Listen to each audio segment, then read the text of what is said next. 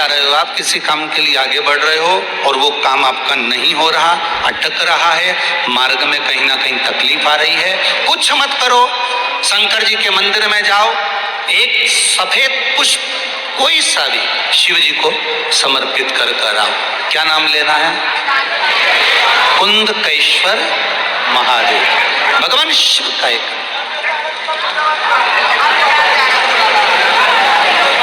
कुंदकेश्वर। बाबा देव अधिदेव महादेव के भरोसे पर अगर आपने छोड़ दिया, शंकर के भरोसे पर अगर आपने दे दिया, तो ये फिर विश्वास मानकर चलिए कि देव अधिदेव महादेव वो कार्य को कर लेंगे। पर हम लोगों की जो आदत है ना, थोड़ी सी अलग है। अपन सबकी क्या आदत है कि पहले पूरे परिवार वालों से जाकर कहते हैं मेरा ये काम है कर दोगे क्या, मेरा ये काम है कर दोगे क्या। जब परिवार वाले नहीं करते तो फिर राजनेताओं से कहते हैं नेताजी ये काम कर दोगे क्या, नेताजी नहीं करे फिर वो दूसरे से कहेंगे भैया ये काम कर दोगे क्या। सबके पीछे पड़ गए, सबके हाथ जोड़ लिए, सबके पांव पड़ लिए, हर तरह से कार्य कर कर देख लिया, सब दूर हाथ जोड़े। मेरा शिव कहता है मैं कहीं तुझे हाथ जोड़ने ही नहीं देता, एक बार तू मेरे पास तो आकर जोड़ता। और मेरे पास आकर हाथ जोड़ने की भी जरूरत नहीं है, मेरे पास आकर तो केवल दिल जोड़, ये मन जोड़, ये चित्त जोड़, ये वृत्ति जोड़, ये मन को मेरे में लगा कर देख। एक बार तू मेरा होकर तो देख, एक बार दिल से कह तो सही कि शंकर मेरा और मैं शंकर का।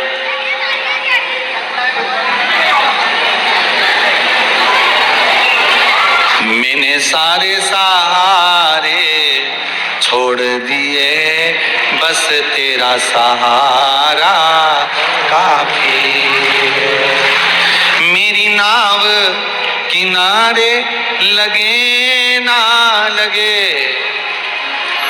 मेरी नाव किनारे लगे ना लगे, तेरे दर का किनारा काफी है, तेरे दर का किनारा काफी है। शंभो है, त्रिकालदर्शी है, हे अविनाशी, हे शिव, इतनी कृपा करो कि बस कहीं मैं भटकूं ना, मेरा मार्ग कहीं विभाजित ना हो। मैं आपके चरणार बिंद में पड़ा रहूं, आपकी चौखट पर पड़ा रहूं, आपके दरवाजे पर पड़ा रहूं, आपकी चौखट पर पड़ा रहकर आपका ही गुणगान करूं। इससे ज्यादा मुझे कुछ भी नहीं चाहिए, इससे ज्यादा मुझे।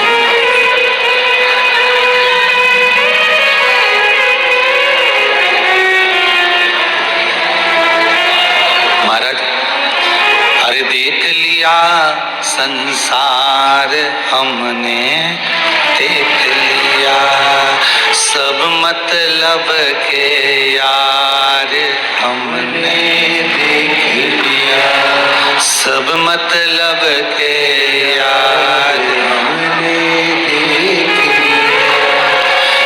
झूठे संगी झूठे साथी, झूठे संगी झूठे साथी, अरे झूठा है संसार हमने देख लिया, झूठा है संसार हमने देख लिया, संसार हमने देख लिया। अच्छा, किसी ने एक बात बहुत सुंदर कही कि गुरुजी आप कहते हो संसार झूठा है, तो फिर भगवान ने जन्म काहे को दिया? अगर संसार झूठा है, बेकार है, तो भगवान ने जन्म क्यों दिया? यही बात भगवान रामचंद्र जी से, यही बात मेरे भगवान से माता पार्वती ने, राम जी से सीता ने, कन्हैया जी से राधा ने पूछा था। जब ये संसार बेकार है तो फिर मनुष्य को जन्म क्यों देते हो, किस लिए देते हो? भगवान कहते हैं संसार को झूठा इसलिए कहा गया है क्योंकि जो फल पेड़ पे लगा रहता है उसको तोता चोंच से खाता है, तो फल तोते का खाया हो जाता है, तोते का झूठा हो जाता है। गिलेरी ने खाया तो गिलेरी का झूठा हो जाता है, कौवे ने खाया तो कौवे का झूठा हो जाता है। भगवान कहते हैं ये संपूर्ण संसार में सबसे पहले जन्म हमने लिया है। इस संसार को पहले हमने झूठा किया है, अपने अधरों से इसको रखा कि ये नाते ऐसे होंगे, ये रिश्ते ऐसे होंगे, ये कुटुंब ऐसा होगा, ये परिवार ऐसा होगा। भगवान ने नहीं तो भगवान तो वैकुंठ में भगवान विष्णु बैठे हुए थे, किसको मालूम था कि संसार ऐसा होगा? ब्रह्मा जी अपने धाम में बैठे हुए थे, किसको मालूम था संसार ऐसा होगा? अरे भगवान राम ने, भगवान कृष्ण ने, भगवान दत्त ने, संत मुनियों ने, ऋषि गुरुओं ने इस भूमि पर जन्म लेकर आपको जीने का तरीका बताया है कि आपको ऐसे जीना है और जीने के साथ में भगवत भजन में लगकर उस परमात्मा का होना है। ये हमारे संत, ये हमारे साधु, ये हमारे तपस्वी, ये हमारे साधक कहते हैं। पर दिक्कत हमारी है, जैसे दो माताएं नल पे झगड़ा कर रही थी। एक बोल रही थी 1 घंटा हो गया, बाल्टी हटा ले अब तेरी। दूसरी कह रही है अभी भराने तो दे, बड़बड़ करे जा रही है, जब से आई बोले जा रही है, चुपचाप बैठ नहीं सकती। फिर कह रही हूँ बाल्टी हटा रही है कि नहीं हटा रही है? वो कि जब तक भरेगी नहीं तब तक नहीं हटाऊंगी, जा तुझे जो करना कर ले। वो तो झगड़ा करे दोनों, और दोनों में झगड़ा हो रहा। एक कह रही बाल्टी हटा और एक के जब तक नहीं भराएगी तब तक नहीं हटाऊंगी। वहीं से एक संत निकल कर जा रहे थे। अब संत को लगा बताओ दोनों एक ही मोहल्ले की है, एक ही नल से पानी भर रही है और कितना झगड़ा कर रही है। इतने में संत पहुंच गए। संत ने पूछा क्यों री जीजियो, अरियो खरगोन वालियो, क्यों झगड़ रही हो ये बताओ। ये कह कि बताओ 1 घंटे से बाल्टी लगा के खड़ी है नल के नीचे और हटाने को तैयार नहीं है, और दूसरी से कहा तू हटाती क्यों नहीं? कि जब तक भराएगी नहीं तब तक हटाऊंगी नहीं। अब दोनों झगड़ा कर रहे। संत ने कहा बाल्टी कहाँ है, मेरे को जाके देखने दो। जो जाकर देखा तो दोनों ने सवेरे सवेरे नल आए थे 3:30 बजे रात को। दोनों ने जो बाल्टी लगाई थी वो बाल्टी जो लगी थी वो उल्टी लगा दी थी। अब वो भराए नहीं और ये हटाए, अब वो भरे नहीं जब तक ये हटाए नहीं। बस हम भी ऐसे हैं, संसार में आकर हम भी झगड़ा कर रहे हैं। कोई कहे कि मेरे यहाँ फ्रिज आ जाएगा, कूलर आ जाएगा, वॉशिंग मशीन आ जाएगी, घर बन जाएगा, 4 व्हीलर आ जाएगी, मेरी बिल्डिंग बड़ी बन जाएगी, फिर मेरा मन भरा जाएगा, मेरी आत्मा भरा जाएगी, फिर मुझे कुछ भी नहीं चाहिए। अब बिल्डिंग बड़ी बन गई तो अब के छोरा की शादी हो जाए, अब छोरा की शादी हो गई तो भगवान से के पोता पोती हो जाए, अब पोता पोती हो गया तो के मैं सोना की सीढ़ी चढ़ जाऊं। बताओ कथा की 4 सीढ़ी नहीं चढ़ते बन रही, मां सोना की चढ़ने चली। अब बताओ बाल्टी भरा रही है? अरे जम के तो बोलो, बाल्टी भराई नहीं भराई? अब भी दिवाली पे साड़ी ली, अब भी दिवाली गए कितना समय हुआ? तुम मुंडा से बोलो रे, बोलो जरा कितना समय हुआ? अब भी ली दिवाली पे, करवा चौथ पे ली, अब भी ली। उसके बाद फिर घूमते घूमते यहाँ से निकल के गई, कथा सुनते सुनते, और देखती हुई जा रही बात गुलाबी वाली अच्छी लग रही है। बताओ ये बाल्टी भराई? अलमारी भरा गई बस साड़ियों से, पर बाल्टी नहीं भराई। बाल्टी क्या, बाल्टी क्या? ये मन नहीं बना, ढूंढ रही है बस। भगवान ऐसी कृपा कर दे, भगवान ऐसी कृपा कर दे।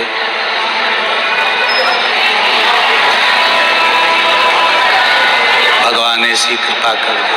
बाल्टी भराने को तैयार ही नहीं है, क्योंकि ये बाल्टी भरा है जब ये सीधी हो, और ये उल्टी रखी है।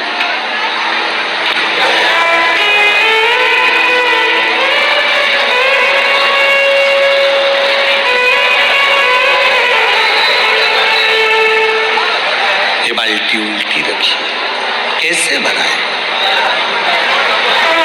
इसीलिए शायद कहा पाप करंता हंसे ये मनवा, जाप करंता रोवे। पाप पुण्य पाप कर्म में निश दिन जागे, कथा कीर्तन सोवे। ऐसी फूटी पड़ी कभी तकदीर कहो ना कैसे तारोगे। भगवान इस किस्मत को, इस भाग्य को, इस शरीर को तारोगे कैसे? ने जन्म दिया।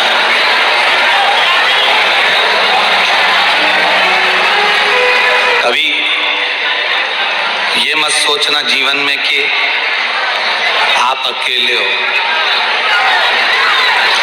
कभी जीवन में ये बात मत उतार कर रखना कि मैं अकेला हूं, मैं अकेली हूं और मेरा कोई साथ देने वाला नहीं संसार में, मेरा अपना कोई नहीं संसार में। कभी ये विचार आपकी जिंदगी में लेकर मत आइए। भगवान कहते हैं कि जवाबदारी उसकी है।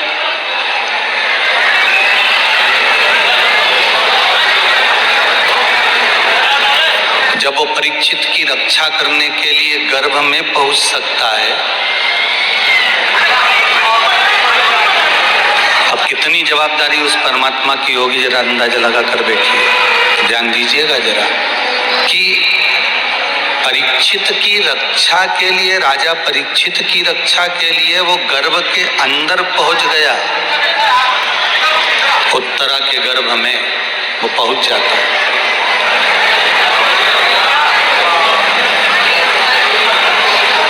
जब वो परीक्षित की रक्षा के लिए उत्तरा के गर्भ में जा सकता है, तो क्या आपकी रक्षा के लिए खरगोन नहीं आ सकता? जरा विचार तो करिएगा। उत्तरा के गर्भ में अगर वो जा सकता है, उत्तरा के गर्भ में जाकर भगवान से, मां एक साधारण से जीव से मिल सकता है, तो फिर आप में क्या बुरा है? बुरा है क्या? एक किसी भाई ने एक प्रश्न कराया, 7 दिन में बहुत अच्छा प्रश्न आया है। संतोष जी महाजन चमेली बाणी खरगोन के हैं, कहीं बैठे होंगे। इन्होंने प्रश्न किया है, ईश्वर ने हमें इस संसार में भेजा है और ईश्वर ने अगर हमको इस संसार में भेजा है तो वही कहते हैं मुझे भजो, तो इसमें ईश्वर का क्या लाभ है? ईश्वर ने संसार में भेजा है और ईश्वर ही कह रहे हैं कि मुझे भजो, तो इसमें ईश्वर का क्या लाभ है? प्रश्न है। संतोष जी महाजन चमेली निबाड़ी खरगोन। सुंदर प्रश्न है, अच्छा है। ईश्वर ने भेजा है और ईश्वर ही कह रहे हैं कि मुझे भजो, तो इसमें ईश्वर का क्या लाभ है? इसमें ईश्वर का लाभ नहीं है। अगर भगवान ने हमको मृत्यु लोक में भेजा है, भगवान ने हमको पृथ्वी पर भेजा है, भगवान ने हमको इस भूमंडल पर भेजा है और भगवान कह रहे हैं कि मुझे भजो, तो इसमें ईश्वर का लाभ नहीं है, इसमें केवल लाभ आपका है। और वो लाभ कैसा? अगर आप ईश्वर को भजोगे तो तुम्हारे पूर्व का कर्म कट जाएगा और कर्म कटेगा तो तुम ईश्वर के हो जाओगे। और ईश्वर का अगर कोई लाभ है तो इसमें एक लाभ है ईश्वर का, वो लाभ केवल ये है कि भगवान चाहते हैं कि ये मेरा जीव है, ये मेरा अपना है, ये मेरे पास में आ जाए।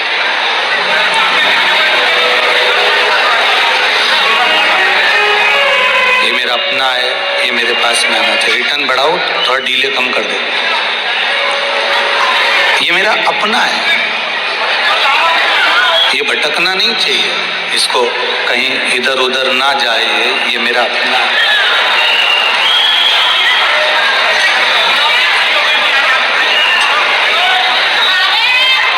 भक्त भगवान के बिना नहीं रहता और भगवान भक्त के बिना नहीं रहता।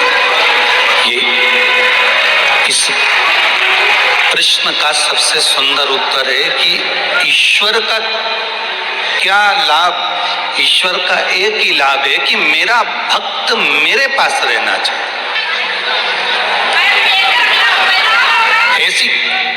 इस पूरे पंडाल में ऐसा कोई बाप बैठा हो, ऐसा कोई पिता बैठा हो और ऐसी कोई माँ बैठी हो तो जरूर बताना जो चाहती हो कि मेरे बच्चे मुझसे दूर चले जाएं या अलग हो जाएं।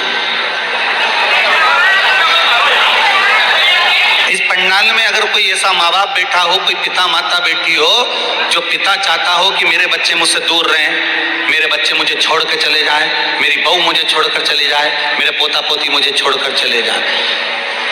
इस पंडाल में कोई माता ऐसी बैठी हो जो चाहती हो कि मेरे बच्चे मेरे पास में नहीं रहे, मेरी बेटी मेरे पास नहीं रहे, मेरा बेटा मेरे पास में नहीं रहे, मेरी बहुएं नहीं रहे, मेरा पोता पोती मेरे पास में नहीं रहे, मुझे किसी को अपने पास में नहीं रखना, ऐसा कोई नहीं चाहता।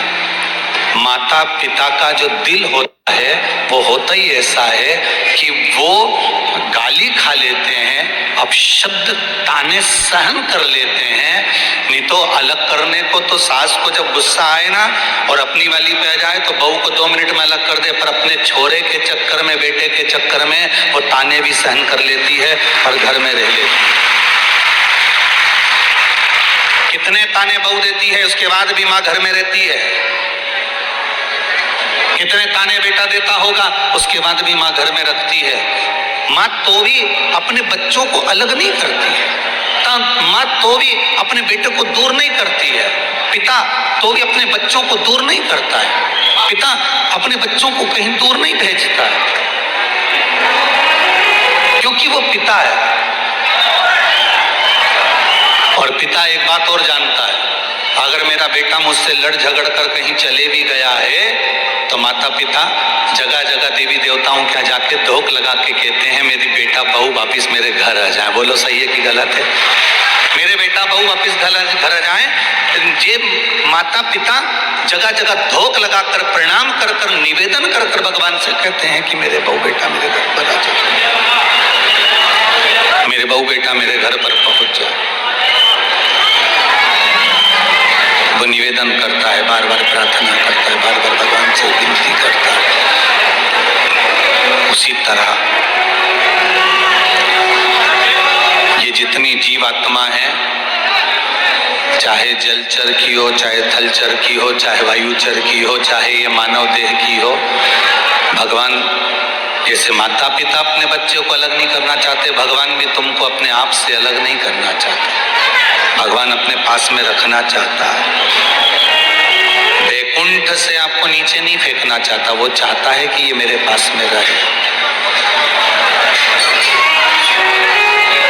पर कर्मों के कारण अगर मनुष्य चला भी जाता है, कर्मों के कारण अगर मानव चला भी गया, मृत्यु लोक में पहुंच भी गया, तो जैसे माता पिता चाहते हैं कि मेरे बच्चे वापिस मेरे घर में आ जाएं, उस तरह से परमात्मा भी चाहता है कि मेरा भक्त वापिस मेरे पास में आ जाए। भक्त मेरे पास में आना चाहिए। भजन करने वाला, स्मरण करने वाला, दान करने वाला, पुण्य करने वाला, सत्कर्म करने वाला, भगवान की भक्ति में डूबने वाला, भगवान के भजन में डूबने वाला, भगवान के स्मरण में डूबने वाला, जो भगवान की भक्ति में निरंतर लगा रहता है, जो सच्चा होता है, सत्कर्मी होता है, ईमानदार होता है, धर्माचार्य होता है, धर्म पथ पर चलने वाला होता है, जो नेक पथ पर चलने वाला होता है, सही राह पर चलने वाला होता है, जो झूठ कपट बेईमानी प्रपंच से दूर रहता है, भगवान ऐसे जीव को, भगवान भी चाहता है कि ये जीव मेरे पास आना चाहिए, ये जीव मेरे पास आना चाहिए। कई कई घरों में तो बूढ़ी बूढ़ी माताएं बेचारी पड़ी हुई हैं, पलंग पर सड़ रही हैं, कोई कोई बूढ़ा बूढ़ा व्यक्ति पलंग पर पड़ा हुआ है और कहीं उसको शरीर गल गया, कहीं कुछ गल गया, कहीं कुछ गल गया, शरीर बेकार होते चले गया। बार बार पंडित जी से पूछा गया क्या करें, पंडित जी ने कहा गीता जी का पाठ सुना दो, गजेंद्र मोक्ष का पाठ सुना दो, गंगा जल पिला दो, तुलसी दल खिला दो, सब कुछ करा, तो भी थोड़ी देर ऐसा लगता है कि मर गई, जमीन पे सुला वापिस जिंदा हो जाती है। कभी कभी ऐसा महसूस होता, कोई कोई इतना गल गया, इतना सड़ गया, शरीर बेकार हो गया, डॉक्टर सिस्टर कीड़े निकाल रहे हैं शरीर के, तो भी प्राण नहीं छूट रहा है। कारण क्या है? और कोई ऐसा कि फूल की तरह, जैसे फूल तोड़ लिया जाए, अच्छा था, बिल्कुल बढ़िया था, और भगवान उसको उखाड़ कर ले गए, उठा कर ले गए, होता है। भगवान को भी मालूम है कि मेरे पास में रखना है तो मेरे पास कोई अच्छों को रखना, कोई ऐसे वैसे को लेके आ जाऊं और ऊपर आके झगड़ा करे, क्या फायदा। वो कहते हैं ना, एक महाराज जी ने प्रवचन में पूछा कि तुम में से कौन कौन बैकुंठ जाना चाहता है। सबने हाथ उठा दिया। आगे आगे एक 70 साल की बूढ़ी माँ बैठी थी, उसने हाथ नहीं उठाया। तो महाराज जी ने पूछा, माँ आप बैकुंठ नहीं जाना चाहती। बूढ़ी माँ कहती है, महाराज ये सब की सब बैकुंठ चली जाएगी तो मेरा खरगोन तो वैसे ही बैकुंठ बन जाएगा, तो मुझे बैकुंठ जाने की जरूरत क्या। तो अर्थात वो ये जानती है कि क्लेश, झूठ, प्रपंच, छल, बेईमानी ये सब नरक का द्वार है।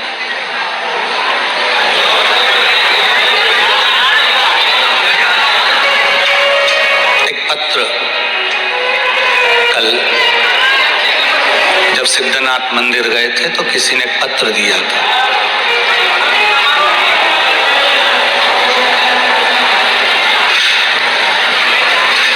उस पत्र में लिखा था कि गुरुदेव, मेरे घर का कोई व्यक्ति, मेरे चाचा का लड़का, मेरी बुआ का लड़का, कोई मंदिर नहीं जाता और मैं मंदिर जाता हूं अकेला। ना मेरी बुआ का लड़का जाता है, ना मेरे चाचा का लड़का जाता है। और मैं मंदिर जाता हूं तो मेरे दोस्त भी मुझको कहते हैं, क्या करेगा मंदिर जाकर। उसने पत्र में लिखा था, पत्र कक्ष में रखा है, हम यहाँ लेकर नहीं आए। इंजीनियरिंग की पढ़ाई कर रहा है और वो कहता है, लिखा है उसने पत्र में कि मैं इंजीनियर बनने जा रहा हूं तो लोग मुझे ताने भी कसते हैं कि तू इंजीनियरिंग की पढ़ाई कर रहा है और ये मंदिरों पे विश्वास करता है।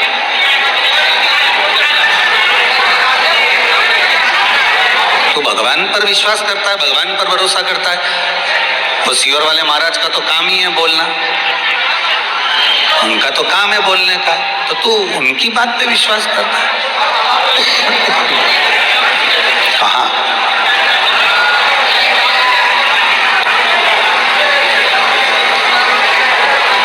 मैं अकेला मंदिर जाता हूं, मेरे घर में से कोई नहीं जाता, ना मेरे चाचा का लड़का जाता है, ना मेरी बुआ का लड़का जाता है। जिस बेटे ने ये प्रश्न करा है उस बेटे ने लिखा है कि मैं इंजीनियरिंग की पढ़ाई कर रहा हूँ और लोग मुझे ताने देते हैं, मैं अकेला मंदिर जाता हूँ। तो उस बेटे से मेरा केवल एक कहना है, तू अकेला मंदिर जाता है ना, चिंता मत करना। 3 जगह पर व्यक्ति अकेला ही जाता है। कितनी जगह है? 3। पहला शमशान,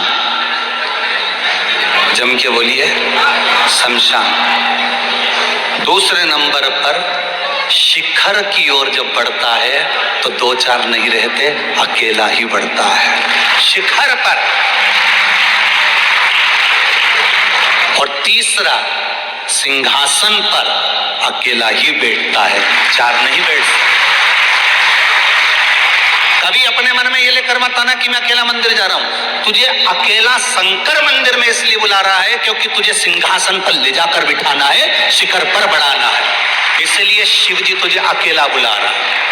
तेरे दोस्त कहते हैं कि तू इंजीनियर होकर सीहोर वाले महाराज की बात पे विश्वास करता है, तू इंजीनियर होकर कहाँ भगवान के चक्कर में पड़ा हुआ है, तू इतनी पढ़ाई करने के बाद कहाँ भगवान के चक्कर में पड़ा हुआ है, तू इतना पढ़ने के बाद कहाँ परमात्मा की ओर पड़ा हुआ है। तो उनको समझा देना, एक बात अच्छे से कह देना और कभी अपने मन में गिलानी मत लाना कि मैं अकेली मंदिर जाती हूँ, मैं अकेला मंदिर जाता हूँ, मैं अकेली पशुपति का व्रत कर रही हूँ, मैं अकेली सोमवार कर रही हूँ, मैं अकेला ये काम कर रहा हूँ, मैं अकेली तीज का व्रत कर रही हूँ, मैं अकेला ये कर रहा हूँ। कभी इस बात को लेकर मत आना। कई बहुओं के मन में भी जाता है, मैं अकेली घर में काम कर रही हूँ और एक तो बेटी है, मैं अकेली घर में पिसाऊं और सब बैठ के खाएं। बिल्कुल चिंता मत करना, 3 जगह पर अकेला ही जाता है व्यक्ति, शमशान, शिखर पर और सिंहासन पर। अकेले ही जाना पड़ेगा, कोई दूसरा नहीं जाएगा। अगर आप घर में पिसा रहे हो, कई बहुएं कहती हैं हम अकेले काम करें, हम अकेला काम करें, हम अकेला काम करें। उस बहू को समझ लेना चाहिए कि तू अकेली क्यों काम कर रही है, क्योंकि जो बेटी है ना, जो नहीं करना चाहती, मक्कारी करना चाहती है, जो काम चोरी करना चाहते हैं, वो जिंदगी में कभी आगे नहीं बढ़ सकते, पीछे खसकते जाएंगे और तू आगे बढ़ती चली जाएगी। घबराना मत जिंदगी में।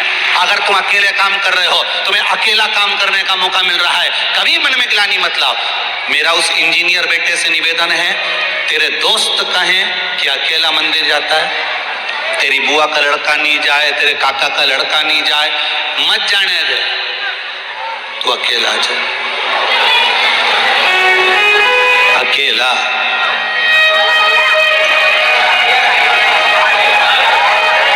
क्यों चिंता करता है? शमशान अकेला जाता है, शिखर पर अकेला जाता है, सिंहासन पर अकेला जाता है। कभी कई बहुओं के मन में ही बड़ा टेंशन रहता है, मैं अकेले काम करूं, तो तू भी उसके जैसी बन जा, धनवंतरी। कौन मना कर? काम कौन नहीं करती? जम के तो बोले, जम के वही धनवंतरी, और काम ही नहीं कर। वो तो सोच के आई है मेरे पिताजी ने खूब धन दिया, मैं कहा कोई लुच्चा, तो उसी का नाम धनवंतरी, कोई हिले ही नहीं, तो उसकी जैसे बन जा। शिव महापुराण की कथा कहती है, अगर अकेला काम करने का मौका मिला है, कई लोग कहते हैं हमारे यहाँ पर जब जब भोजन होता है कोई हाथ नहीं करता, कोई हेल्प नहीं करता, मैं अकेली ही सारा भोजन बना के पंडितों को जिमाती हूँ, श्राद्ध करती हूँ, अपने ससुर का श्राद्ध, अपनी सास का श्राद्ध, अपने परदादा का श्राद्ध, अपने दादाजी का श्राद्ध मैं अकेली करती हूँ। करो, कोई घबराना नहीं है अपने को, और कभी ये मत सोचना कि तुम अकेले हो।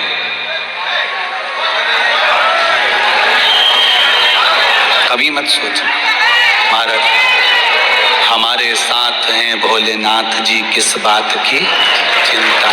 क्यों चिंता करें जब शंकर हमारे साथ में है, तो टेंशन क्यों ले।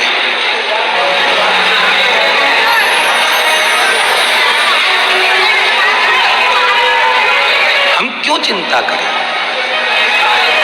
अकेले नहीं हो तुम। भगवान कहता है जन्म लिया उस परीक्षित ने तो मैं उसके साथ में था, और मरेगा तो मैं उसके साथ रहूंगा। और ये केवल परीक्षित के लिए श्रीमद् भागवत में भगवान ने नहीं कहा, प्रत्येक जीव के लिए, प्रत्येक मनुष्य के लिए, प्रत्येक संसार में जन्म लेने वाले मानव के लिए भगवान एक ही बात कहता है कि तुझे जन्म मैंने दिया तो तेरे जन्म के समय पर भी मैं था, और जब तू प्राण छोड़ेगा उस समय पर भी मैं तेरे साथ हूं और तेरे साथ रहूंगा। एक क्षण तुझसे दूर नहीं जाता, तेरे करीब में रहता हूं, तेरे करीब।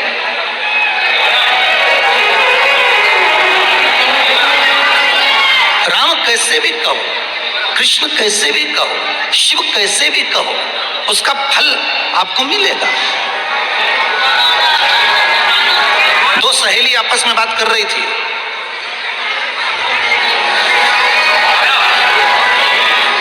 एक ने कहा आजकल मैंने बाहर का खाना बंद कर दिया, आजकल मैं बाहर बिल्कुल नहीं खाती। मतलब तू डाइटिंग कर रही है? सहेली बोली नहीं नहीं ऐसी बात नहीं है, मैं बाहर नहीं खाती हूँ, मैं जाती जरूर हूँ पति के साथ, पर पैक करके ले आती हूँ, घर में खा जाती हूँ। तो ऐसा नहीं है कि मैं खाती नहीं, खाती हूँ पर वहां नहीं खा के। अब ये नौटंकी नहीं तो क्या है, इससे तो मैं ही चली आ, यही खावे सो तो यहाँ खावे, खाओ। मैं ही खा के आ जाओ, पर मैं बाहर नहीं खाती हूँ। कई लोग कहते हैं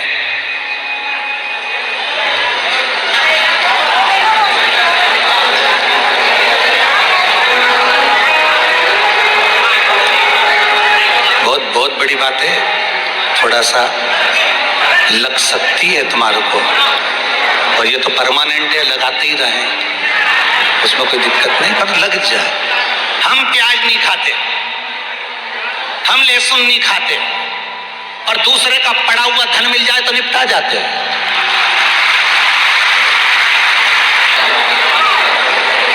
किसी ने थोड़ा सा धन रख दिया, निपटा गए। पड़ा हुआ मोबाइल मिल गया, निपटा गए। और नाटक ऐसा करे कि हम तो ये नहीं खाएं, हम तो वो नहीं खाएं। अरे तुम ना जाने कित्तों को निपटा गए, और क्यों हम ये नहीं खाएं? भगवान कहता है, भगवान को नौटंकी और नाटक पसंद नहीं है। भगवान कहता है छोड़ो, जैसे तुमने प्याज का खाना छोड़ा है, जैसे तुमने लहसुन का खाना छोड़ा है, तुमने जैसे गलत चीजों का खाना छोड़ा है, शिव महापुराण कहती है बस वैसा ही अपने जीवन में याद रखो कि दूसरों का दिल दुखाना छोड़ दो, जीवन का सबसे बड़ा सुख प्राप्त हो जाएगा। जीवन का सबसे बड़ा सुख प्राप्त हो जाएगा। हम सारे नाटक कर लेते, सारी नौटंकी कर लेते हैं, पर दुनिया का दिल दुखाना नहीं भूलते। हम उसको टॉर्चर करना नहीं भूलते, हम उसको दुख देना नहीं भूलते, हम उसको कहना नहीं भूलते, मुख से अपशब्द कहना नहीं भूलते, ताने देना नहीं भूलते, गालियां देना नहीं भूलते। भगवान भी कहता है तुम मेरे तो हो, तुमने छोड़ा, तुमने व्यसन छोड़ा, गलत चीजें छोड़ी, बहुत अच्छा करा, पर साथ में एक चीज और छोड़ो, झूठ बोलना, कपट करना, बेईमानी करना, प्रपंच करना, दूसरे के साथ छल करना, अपशब्द बोलना। भगवान कहता है ये मुझे प्रियता है।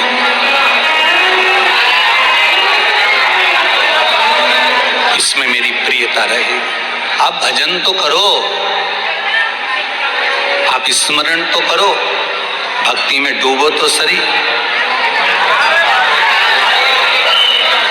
प्रथम वैष्णव है मेरे भोलेनाथ, प्रथम वैष्णव है मेरे शंकर। अगर वैकुंठ जाने की परमिशन देंगे तो कोई दूसरे नहीं देंगे, देगा तो मेरा देवाधिदेव महादेव देगा। किसको वैकुंठ भेजना, किसको कहाँ भेजना है, ये मेरा देवाधिदेव महादेव भेजता है। किसको कहाँ तक लेकर जाना है, इसको कहाँ तक पहुंचाना है। नरसिंह मेहता का चरित्र कथा है। नरसिंह मेहता को जब घर से धक्के मारकर निकाल दिया, बड़े भाई ने धक्के मारकर निकाल दिया, बड़ी भाभी ने नरसिंह मेहता को घर से धक्के मारकर निकाल दिया। नरसिंह मेहता शंकर जी के मंदिर में जाकर रोया, इतना रोया नरसिंह मेहता, आंखों से आंसू बहते रहे। भगवान शंकर प्रसन्न हो गए, नरसिंह मेहता को नंदी पर बिठा लिया, पूछा क्या चाहता है। उस सांवरिया का दर्शन करने चाहता हूँ। नरसिंह मेहता को जीते जी, लोग मरने के बाद गौलोक धाम जाते हैं, लोग मरने के बाद वैकुंठ जाते हैं। भारत की भूमि का एक संत ऐसा भी था नरसिंह मेहता, जो शरीर जीते जी वैकुंठ तक पहुंच गया था। भगवान का रस्ते रस्ते रस्ते रस्ते भगवान का ध्यान नरसिंह मेहता पर गया, तो नरसिंह मेहता को जाकर देखकर भगवान ने कहा नरसिंह तुम यहाँ? हाँ प्रभु। भगवान बोले नरसिंह लोग तो मरने के बाद आते हैं, तू तो शरीर समेत आ गया डायरेक्ट ऊपर। यहाँ तो आत्मा आती है, शरीर कभी नहीं आया, पर तू शरीर और आत्मा दोनों को लेकर यहाँ पहुंच गया। नरसिंह ये तू यहाँ कैसे आना हो गया, कैसे पहुंच गया, कौन लाया तुझको यहाँ पर? नरसिंह आखिर तू आया कैसे यहाँ पर? नरसिंह जी बोले मैं चलकर नहीं आया, मुझे तो देवाधिदेव महादेव लेकर आए हैं। भगवान जान गए कि अगर शंकर लेकर आए हैं फिर तो कोई बात नहीं, शिव लेकर आए, शंकर इसको लेकर, अर्थात परमात्मा के धाम तक भी अगर कोई लेकर जाएगा, राम तक, कृष्ण तक, मेरे ठाकुर जी तक लेकर जाएगा, तो कोई परम भगवदीय वैष्णव लेकर जाएगा। ठाकुर जी की हवेली भी आप ऐसे ही नहीं जा सकते। हवेली जी भी अगर आप जा रहे हो तो किसी वैष्णव ने आपसे कहा होगा उस हवेली में दर्शन करने जाना, गोवर्धन नाथ जी दर्शन करने जाना, श्री जी बाबा का दर्शन करने जाना। जब कोई कहेगा, कोई परम भगवदीय वैष्णव आपको समझाएगा, कोई परम भगवदीय वैष्णव आपको ठाकुर जी की हवेली तक लेकर जाएगा, कोई परम भगवदीय वैष्णव आपको यमुना जी तक लेकर जाएगा, कोई परम भगवदीय वैष्णव आपको नर्मदा तक लेकर जाएगा, कोई परम भगवदीय वैष्णव ही ऐसा होगा जो परमात्मा के धाम तक आपको लेकर जा रहा है, परमात्मा की चौखट तक आपको लेकर जा रहा है। कोई परम भगवदीय जीव हो सकता। महाराज शंभु शरणे पड़ी मांगू घर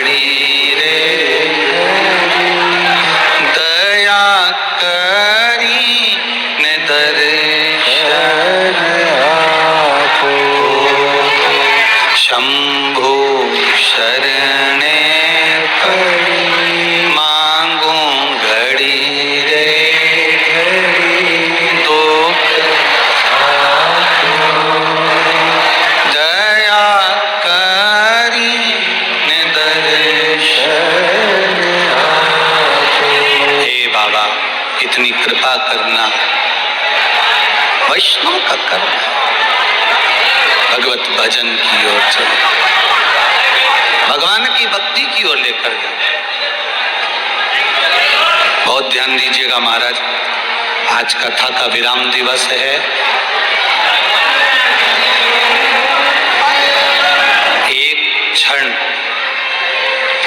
एक क्षण अगर भगवान से इस कथा के बीच में मिलन हो जाए तो समझ लेना कि 7 दिन की कथा का पूरा पुण्य फल मिल गया।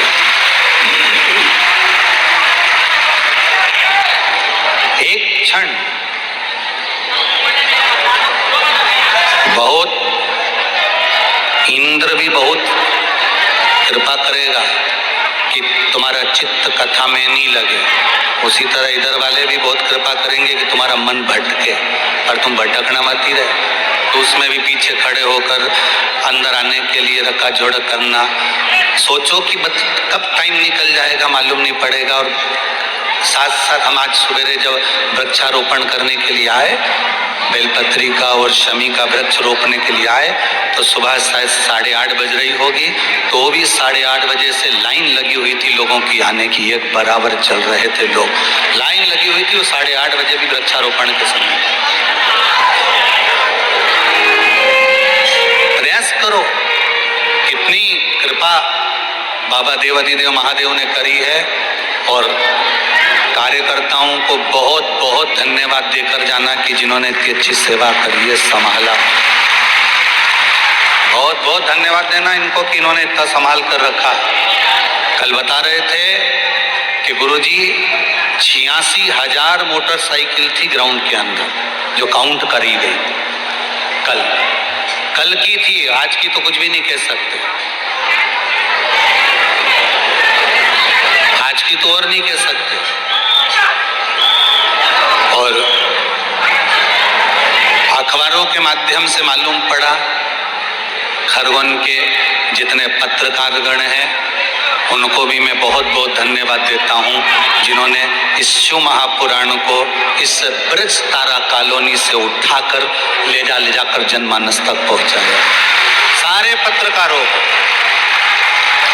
अखबार में पढ़ा था कि जो वैक्सीनेशन चल रहा था इस ग्राउंड के अंतर्गत भी जो मोबाइल वैक्सीनेशन चल रहा था उसका भी वर्णन पड़ा कि कई हजार लोगों ने जिन्होंने वैक्सीन नहीं लगवाई थी, केवल शिव महापुराण की कथा में वैक्सीनेशन को देखते हुए कई हजार लोगों ने वैक्सीन लगवा ली। उसके लिए भी स्वास्थ्य केंद्र को बहुत बहुत धन्यवाद दे सकते, बहुत बहुत। यही शिव कृपा। ब्लड डोनेशन चल रहा था, और स्वास्थ्य केंद्र वालों ने वर्णन किया है, किसी ने कहे गुरुजी ब्लड देने वालों ने, ब्लड दान करने वालों ने भी इतना दान करा जिसका वर्णन नहीं। गुरुजी जो देखो वो। यही धर्म के साथ में हमें राष्ट्र सेवा भी करना, केवल कथा ही लक्ष्य नहीं है, हमारा राष्ट्र भी हमारा लक्ष्य है। हमारा राष्ट्र भी सवरे, ये हमारा लक्ष्य होना चाहिए। राष्ट्र सवरे। शंकर की कथा, परम भगवदीय वैष्णव का सबसे बड़ा लक्षण है कि वो दूसरे को भी अगर भगवत भजन की ओर लेकर जा रहा है तो उसको भक्ति में डुबाने का प्रयास करे। भक्ति में डुबाने। कितना सुंदर संवाद है शिव महापुराण का। महाराज, विदल और उत्पल ये दो असुर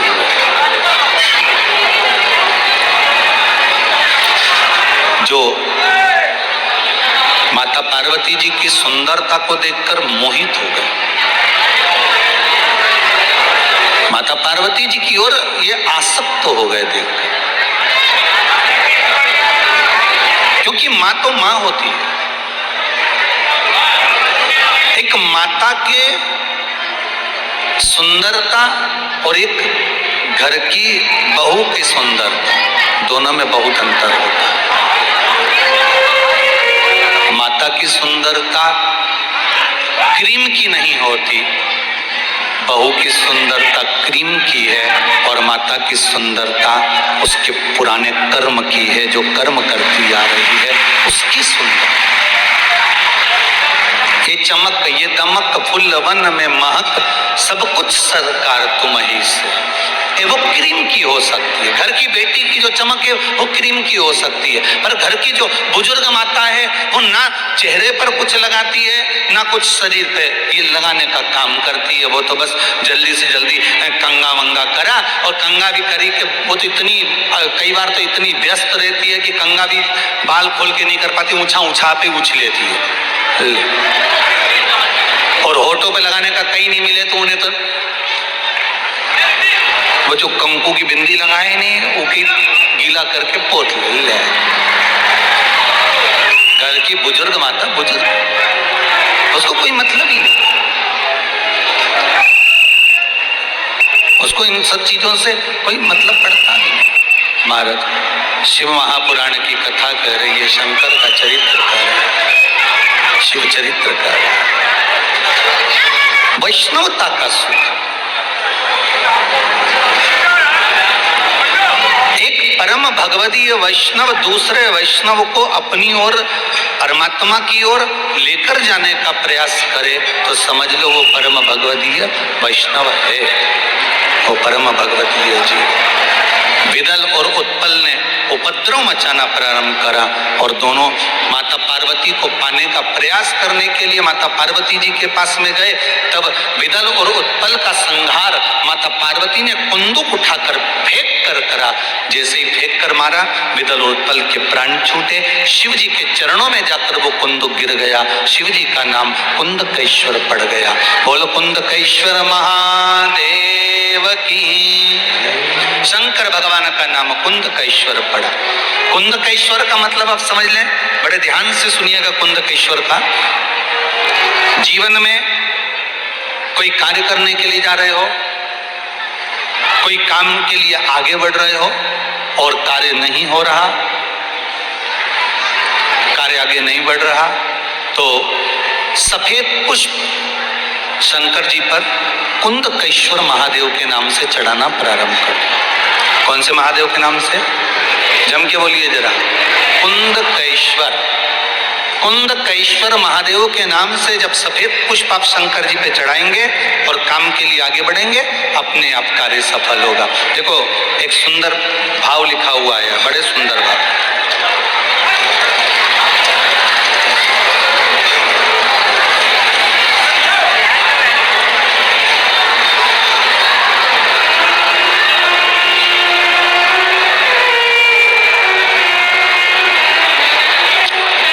संगीता सेन, खरगोन, चमेली की बाड़ी से। कहीं बैठी हो तो हाथ हिलाइएगा। संगीता सेन कहीं बैठी हैं? हाथ हिला तो जरा ऐसा ही। दोनों हाथ ऊपर करके लाइए। ये है संगीता सेन। इन्होंने पत्र में लिखा है, गुरुजी बाबा देव अधिदेव महादेव ने ऐसी कृपा करी है, शंकर भगवान की ऐसी करुणा हुई, कुंदकेश्वर महादेव का स्मरण किया और मेरे बेटे का जॉब नहीं था, सर्विस नहीं थी, आपने लिखा है, पशुपति व्रत प्रारंभ किया और पहला व्रत ही पूर्ण हुआ था गुरुदेव, और बेटे की नौकरी लग गई। उसके लिए बहुत बहुत धन्यवाद। ये पत्र बैठ जाइए दीदी, बैठ जाइए। बहुत बहुत साधुवाद। कुंदकेश्वर महादेव अर्थात जब कोई काम अटक रहा है, जब कोई कार्य आपका ऐसा लग रहा है कि मैं जॉब पर जाना चाहता हूं, मैं एग्जाम दे रहा हूं, नहीं निकल रहा है, प्रयास कर रहे हो आप, कर्म करो, और धर्म के साथ में बाबा का नाम भी लेते हुए चलो। ये दूसरा पत्र भी बड़ा सुंदर है। जगदीश जी चौहान, गांव सिंध कॉलोनी खरगोन से हैं। कहीं बैठे हो तो हाथ जरूर हिला। जगदीश जी चौहान कहीं बैठे हैं? हाथ हिलाइएगा अगर बैठे हो तो। कहाँ है? दिख रहा है? अच्छा, उस वाले पंडाल में है क्या? हाथ हिलाओ जगदीश जी। अच्छा, दिख है। बाउंड्री पे भैया, देख लेना। दोनों हाथ हिलाइए ऐसे। जगदीश जी चौहान गोविंद सिंह कॉलोनी खरगोन से हैं। आपने लिखा है गुरुदेव,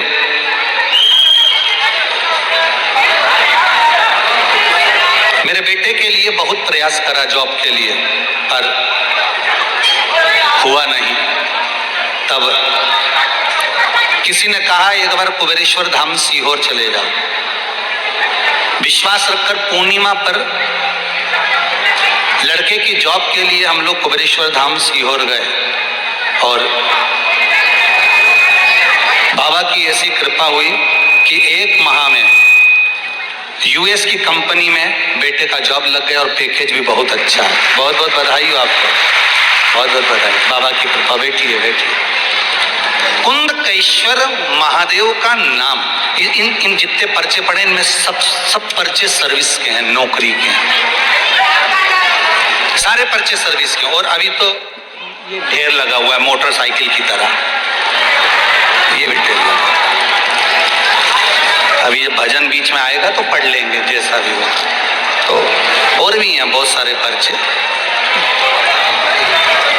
श्रीमद् भागवत में भी है, विष्णु पुराण में भी है और शिव महापुराण में भी बना है। विदल और उत्पल के बाद में जो प्रसंग आया है वो प्रसंग है मंथन।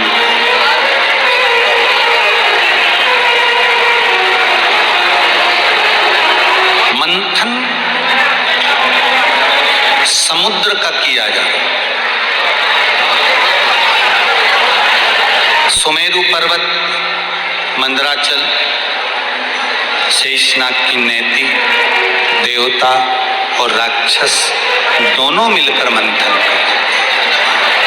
इस प्रसंग पर थोड़ा ध्यान दीजिएगा कि देवता और राक्षस दोनों मिलकर मंथन कर रहे हैं। अर्थात शिव महापुराण की कथा कहती है कि अच्छे और बुरे इन दोनों से मिलकर ये संसार बना है और संसार चलता है। किस किस से? अच्छे और बुरे से।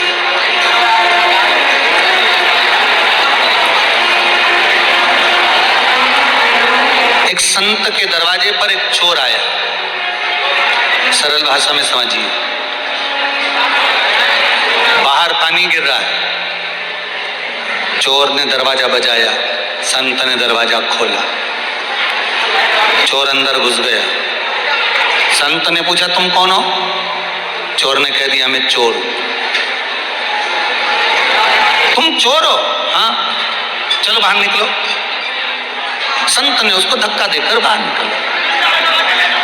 गिरबान पकड़ी संत ने उसकी और उसको बाहर भगाया। बाहर बहुत तेज पानी आ रहा था। चोर ने हाथ जोड़कर कहा गुरुदेव, बाहर बहुत पानी आ रहा है, ओले गिर रहे हैं, बारिश बहुत तेज है, आपके कुटिया में रहने जान दो, पानी बंद होगा, कम होगा, मैं चले जाऊंगा। संत को गुस्सा आया, चोर मेरी कुटिया में रहे ये मैं नहीं चाहता, निकल यहां से बाहर। धक्का देके उसको भगाने लगे। तभी आकाशवाणी हुई, हे संत, तुझे तो आज मालूम पड़ा कि ये चोर है तो तू इसको अपने कुटिया से भगा रहा है। मुझे तो ये माँ के गर्भ में था तब मालूम था कि ये चोर बनेगा, तो भी तो मैंने संसार में रखा उसको, तो भी तो मैंने उसको संसार में रखा। मुझे मालूम था कि ये चोर बनेगा, ये चोरी करेगा, ये कपट करेगा, ये बेईमानी करेगा, ये प्रपंच करेगा, तो भी मैंने उसको अपने संसार में, इस मृत्यु लोक में रखा। अगर मुझे मालूम होता, अगर मुझे अगर मारना होता तो मैं उसको जन्म से ही नहीं मार देता।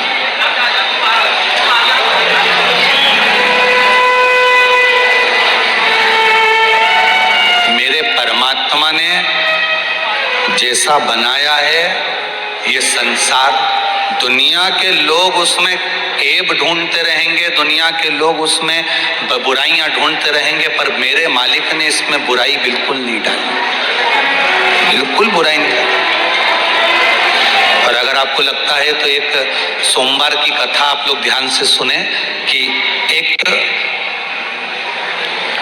बच्चा 12 साल का, 14 साल का, उसके 2 हाथ नहीं थे, 2 हाथ नहीं है। अब गांव के लोग तालाब में नहाने के लिए जाते, इसकी माँ कपड़े धोती तो यह बाहर बैठा बैठा देखता, रोता रहता। सोमवार की कथा का रो रहा है। शंकर और पार्वती का शाम का भ्रमण का समय था। पार्वती जी ने शिव जी से कहा, सारे बच्चे तालाब में नहा रहे, नदी में नहा रहे, ये बेचारे बच्चे को देखकर मुझे हमेशा आती हूँ ना, बड़ी दया आती है। प्रभु कुछ भी करो पर इस बच्चे के हाथ दे दो, ये बेचारा नहाएगा ना तो मुझे अच्छा लगे। शंकर भगवान ने कहा, पार्वती ब्रह्मा जी ने जैसा ललाट में लिख दिया है थोड़ा बहुत तो मैं बदल सकता हूं, परंतु तुम सोचो कि कटे हुए हाथ वापिस सजाएं, टूटे हुए हाथ वापिस सजाएं। अगर हाथ होते तो इसमें दम तो मैं दे देता, पर उसकी हाथ ही नहीं है, कटे हुए हैं, यहीं से नहीं है, तो फिर ये तो भगवान ने डायरेक्ट नहीं दिया। अगर हाथ होते और उस पर अपंगता होती, लूले होते, पड़े रहते, तो उसमें मैं बल दे देता और वो तैर लेता।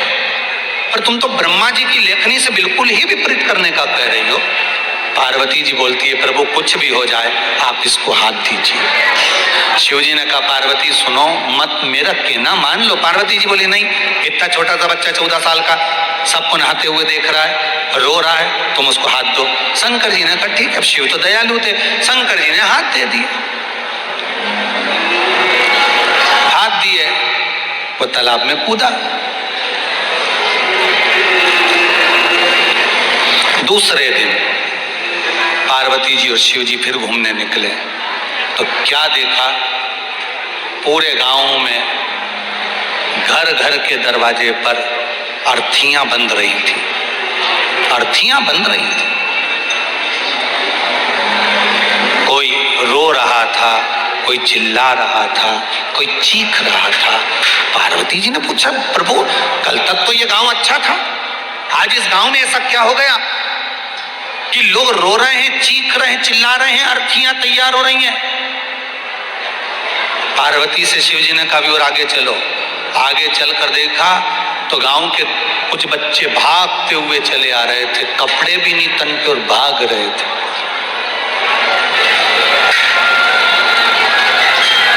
पार्वती जी ने कहा, ये कहां से भाग कर आ रहे हैं? और आगे चलो। आगे चलकर देखा तो तालाब में केवल एक ही लड़का नहा रहा था, वही 14-15 साल का जिसके शंकर जी से हाथ दिलवाए थे। पार्वती जी ने पूछा, और कोई नहा क्यों नहीं रहा? शंकर जी ने कहा, जिसको तूने हाथ दिलवाए हैं ना, वो जितने बच्चे नहा रहे थे सबको पानी में डुबो डुबो कर मार डाल रहा था, इसलिए ब्रह्मा जी ने पहले की लेखनी देखकर उसके हाथ नहीं दिए थे, और तूने जिद करी इसलिए देना पड़े थे। ब्रह्मा जो ललाट पर लिखा है, मेरे ब्रह्मदेव ने जो लिख कर रखा है, सृष्टि समुद्र का मंथन देवता और राक्षस मिलकर कर रहे हैं। इस बात का अंदाजा लगा कर रखना अपनी जिंदगी में कि अच्छे भी लोग पृथ्वी पर होंगे तो बुरे भी लोग होंगे। इनके होने से पृथ्वी और संसार चलता है। कई लोग कहते हैं भगवान ने इसको बनाया काहे को, इतना बुरा था काहे को पैदा कर दिया? भगवान को मालूम था तेरे प्राण खाएगा इसलिए पैदा करा। भगवान को सब मालूम है कि ये इसको करना क्या है। सारी दुनिया के लोगों के पास नौकरी रहती है, काम रहता है, तुम ये काम करोगे, तुम दुकान चलाओगे, तुम व्यापार चलाओगे, तुम ये काम करोगे, तुम ये काम करोगे, तुम पत्रकारिता करोगे, तुम लेखनी लिखोगे, तुम पुस्तक लिखोगे, तुम धर्म का प्रचार करोगे, तुम सत्कर्म का प्रचार करोगे, तुम मां नर्मदा की सेवा करोगे, तुम आरती करोगे, तुम पूजन करोगे। सबके हाथ में भगवान ने इस ललाट पर लिख कर भेजा है कि तुम्हें कौन सा काम करना है। प्रत्येक मनुष्य के ललाट पर, प्रत्येक मनुष्य के जीव पर, प्रत्येक मनुष्य के मस्तिष्क पर भगवान ने लिख कर भेजा हाथ में कि तू ये काम करेगा।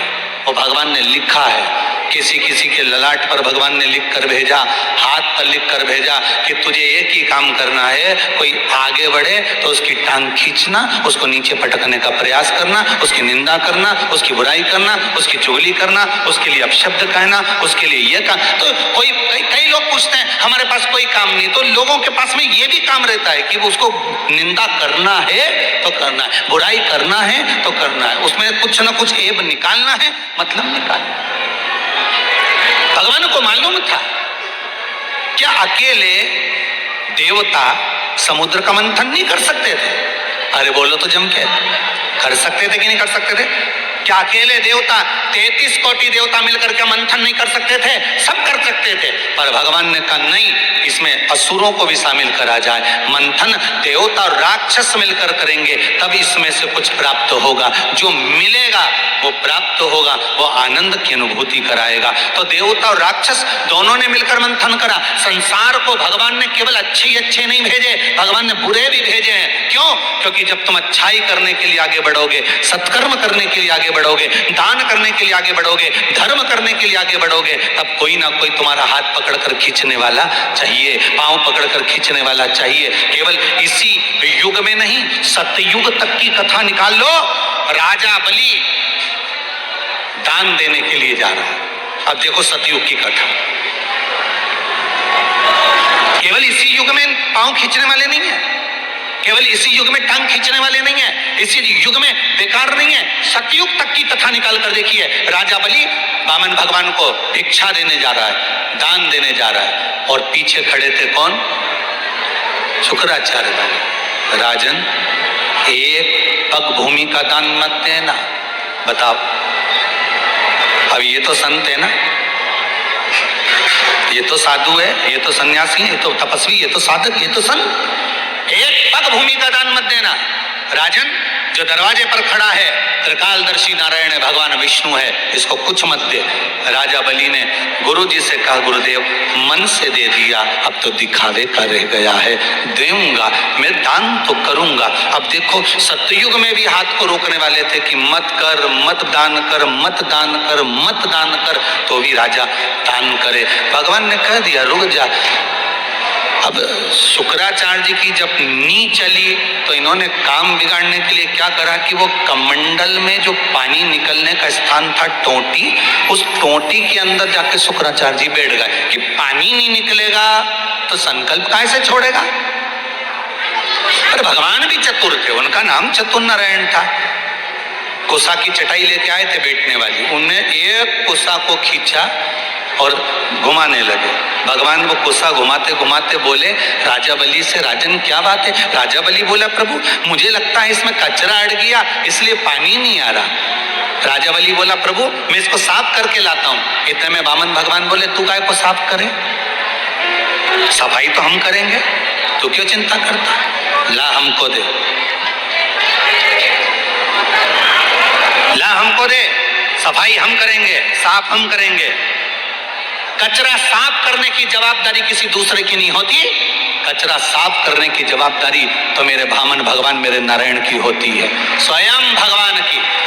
और बड़े गौरवान्वित होना चाहिए, बड़े गौरवान्वित होना चाहिए इस भारत की भूमि पर कचरा साफ करने वाले वो स्वीपरों को, जो कचरा साफ करते हैं, सेवा करते हैं, सुबह नगर पालिका की गाड़ी लेकर चलते हैं, झाड़ू लेकर चलते हैं। इनको देखकर मुख नहीं फेरना, ये भगवान का ही अवतार है जो कचरा साफ करने में लगे, ये हरि का अवतार है, इसलिए कचरा साफ करने में लगे।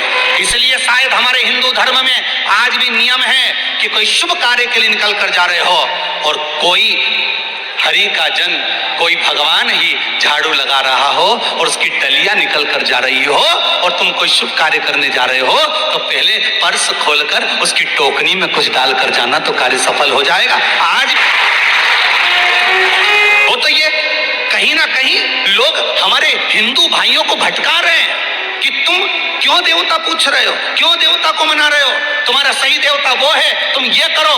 परंतु सही मायने में ध्यान रखना, मेरे बामन भगवान ने भी कचरा साफ करा था और आज पूरे विश्व में भारत की भूमि पर जितने स्वीपर काम करते हो, जितने हरि के जन काम करते हो और जितने नगर पालिका में, नगर निगम में जितने भी झाड़ू लगा रहे हो, पोछा लगा रहे हो, हॉस्पिटल में सफाई कर रहे हो, इनको देखकर पहचान जाना ये कोई दूसरा नहीं, मेरा परमात्मा ही हो सकता है, कोई दूसरा नहीं हो सकता। कौन होगा? जिस समय पर परिवार के लोगों ने कोरोना महामारी में अपने पूर्वजों को आग नहीं दी, तब यही गए थे आग देने के लिए, तो भगवान नहीं तो और क्या है?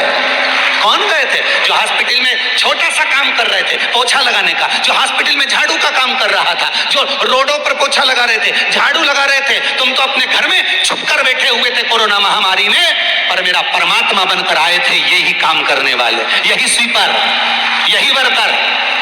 वो तो इनको भटकाया जा रहा है कि तुम हिंदू धर्म में कहाँ शामिल हो रहे, तुम ऐसा मत करो, तुम्हारा धर्म अलग बना लो, तुम ऐसा कर लो। इनको भटकाया जा रहा है, पर इनको मालूम नहीं है कि तुम नारायण के अवतार हो, तुम वामन के अवतार हो, तुम परमात्मा के अवतार हो, तुम वही हो जो तुम्हें होना चाहिए। तुम क्यों भटक रहे हो? जरा सा मार्ग से लोग विच्छेदित कर रहे हैं इनको। भटकना मत ही, तुम उस नारायण के हो। क्या भगवान विष्णु 33 कोटि देवता को बोल देते कि जितने भी देवता हैं सारे मंथन करेंगे, और भगवान ने कहा नहीं, मंथन देवता और राक्षस मिलकर करेंगे। देवता और राक्षसों ने मिलकर मंथन करा, तब अमृत निकला। अच्छे और बुरे लोग जब एक साथ में, इधर बुराई करने वाले बुराई करें, अच्छाई करने वाला जब अच्छाई करते रहता है, तो दोनों चीजें प्राप्त होती है, एक विष भी मिलता है और अमृत भी मिलता है। चिंता मत करना, आप अच्छा काम करते जाइए, जिंदगी में विष देने वाले विष उगलेंगे और अमृत देने वाला अमृत उगलता जाएगा। आप अग्रण्य बढ़ते चलिए, बढ़ो आगे, बढ़ो।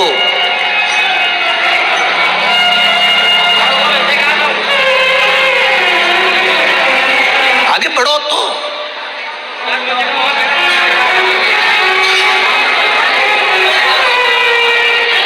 अग्रण्य भाव लेकर चलिए। मंथन में निकला, सबसे पहले निकला है देवता और राक्षसों ने जो मंथन करा था, उसमें सबसे पहले निकली हैं 5 गाय। मंथन में सबसे पहले 5 गौ माता निकली, 5 गाय निकली। समुद्र मंथन में सबसे पहले गौ माता, नंदा, सुभद्रा, सुशीला, बहुला, सुरभि, ये 5 गाय समुद्र मंथन में निकली है।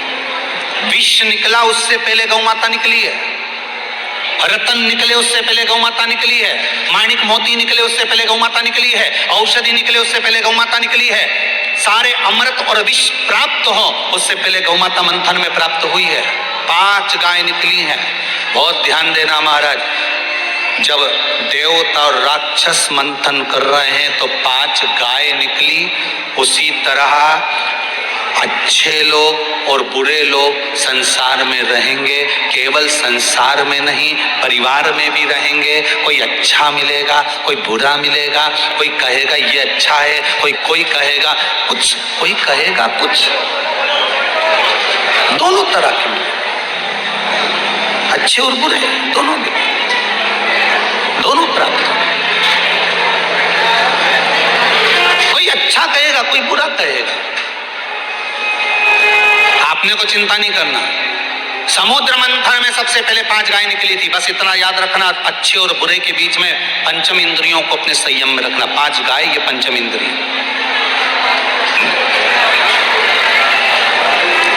समुद्र मंथन में 5 गाय निकली थी। अच्छे और बुरे के मंथन में पंचम इंद्रियों को हमें वश में रखना।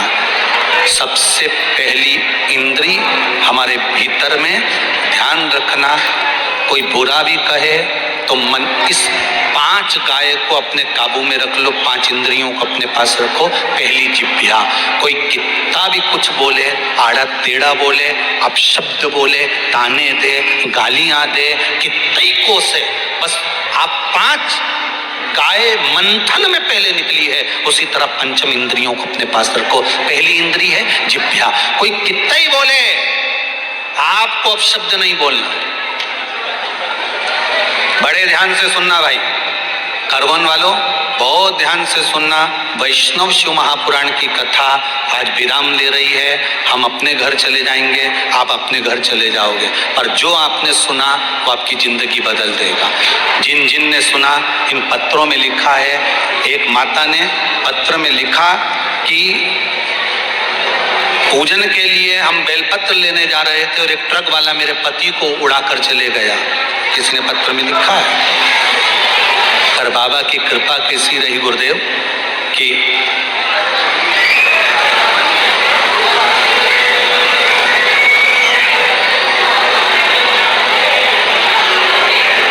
लिखा पत्र में, बड़े बड़े भाव से लिखा है।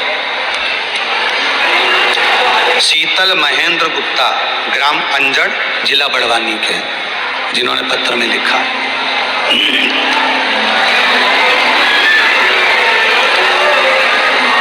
बैठे हैं कहीं? जिन्होंने पत्र में लिखा कि गाड़ी उड़ाकर चली गई, पर विश्वास पक्का था, भरोसा दृढ़ था भगवान के प्रति, तो भगवान ने साथ तब बचा लिया। डॉक्टर ने भी जहां जवाब दे दिया कि ये गया, और एक डॉक्टर और बैठा था, देवादिदेव महादेव, उसने मौत के काल से निकालकर उस महाकाल ने बाहर कर, काल से बाहर। क्या सोचा?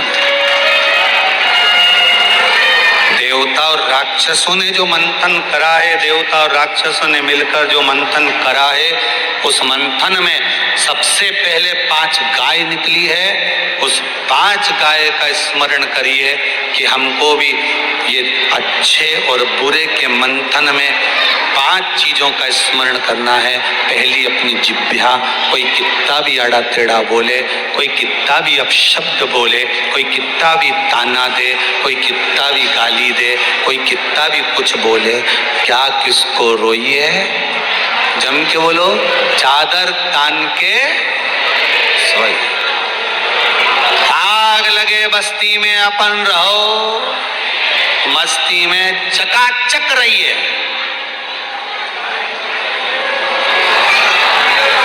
कथा सुन सुन के एक कोई गायक ने तो भजन ही बना दिया, आग लगे या बस्ती में अपन रहो भाई मस्ती में। लोग भजन गाने लगे आजकल।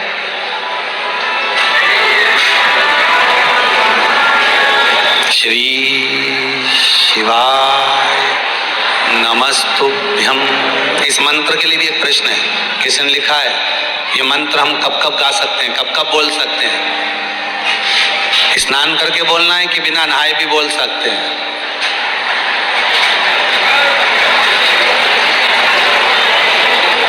नहा के मरोगे कि बिना नहाए? पहले ये तो निश्चित करो। मृत्यु का कोई ठिकाना है क्या? अरे जम के तो बोलो रे, नहीं ना। जब मृत्यु का ठिकाना नहीं तो शंकर के किसी मंत्र का ठिकाना नहीं। तुम तो जब मर्जी पड़े तब जपो, जब फ्री खाता भी जपो, सोता भी जपो। सोता जपने की जरूरत ही नहीं, दिन भर जप लोगे तो सपने में वही दिखेगा, वही नजर, और कोई देखने वाला भी नहीं।